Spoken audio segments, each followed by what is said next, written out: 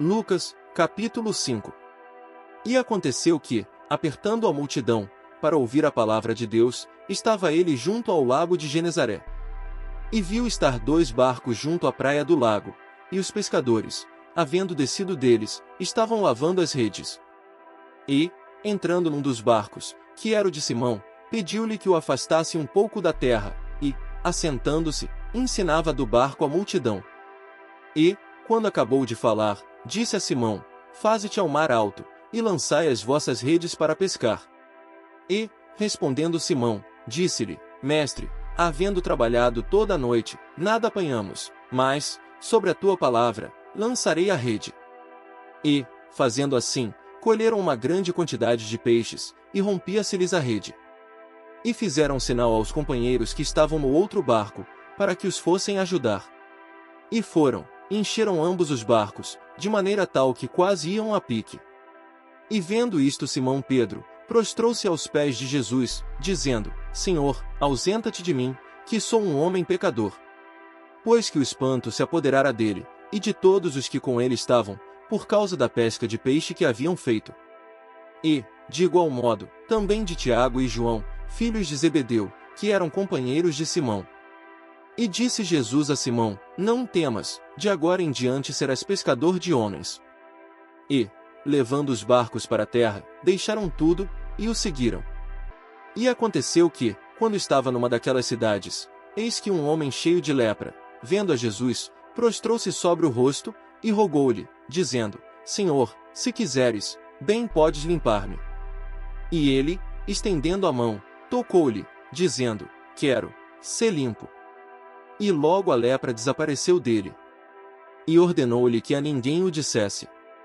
Mas vai, disse, mostra-te ao sacerdote, e oferece, pela tua purificação, o que Moisés determinou, para que lhe sirva de testemunho. A sua fama, porém, se propagava ainda mais, e ajuntava-se muita gente para ouvir e para ser por ele curada das suas enfermidades. Ele, porém, retirava-se para os desertos, e ali orava. E aconteceu que, num daqueles dias, estava ensinando, e estavam ali assentados fariseus e doutores da lei, que tinham vindo de todas as aldeias da Galileia, e da Judéia, e de Jerusalém. E o poder do Senhor estava ali para os curar. E eis que uns homens transportaram numa cama um homem que estava paralítico, e procuravam fazê-lo entrar e pô-lo diante dele. E, não achando por onde o pudessem levar, por causa da multidão, subiram ao telhado, e por entre as telhas o baixaram com a cama, até ao meio, diante de Jesus. E, vendo ele a fé deles, disse-lhe: Homem, os teus pecados te são perdoados. E os escribas e os fariseus começaram a arrazoar, dizendo: Quem é este que diz blasfêmias? Quem pode perdoar pecados, senão só Deus? Jesus, porém, conhecendo os seus pensamentos, respondeu, e disse-lhes: Que arrazoais em vossos corações? Qual é mais fácil? Dizer: Os teus pecados te são perdoados, ou dizer: Levanta-te, e anda? Ora, para que saibais que o Filho do Homem tem sobre a terra poder de perdoar pecados, disse ao paralítico: A ti te digo, levanta-te, toma a tua cama, e vai para a tua casa. E, levantando-se logo diante deles, e tomando a cama em que estava deitado, foi para a sua casa, glorificando a Deus. E todos ficaram maravilhados, e glorificaram a Deus, e ficaram cheios de temor, dizendo: Hoje vimos prodígios. E, depois disto, saiu, e viu um publicano, chamado Levi, assentado na recebedoria, e disse-lhe: Segue-me. E ele, deixando tudo, levantou-se e o seguiu.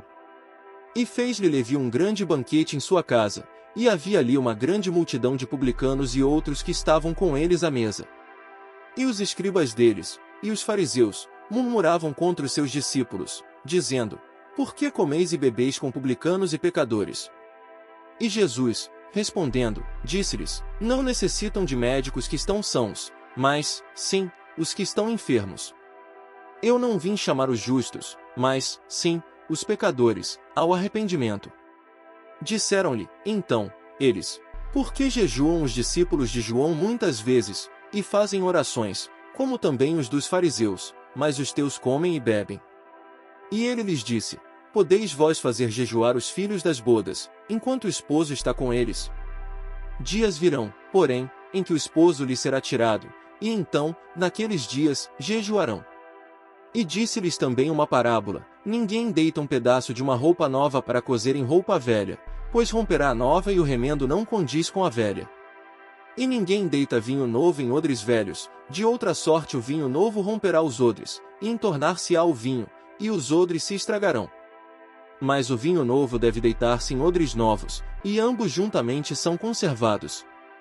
E ninguém tendo bebido o velho quer logo o novo, porque diz, melhor é o velho.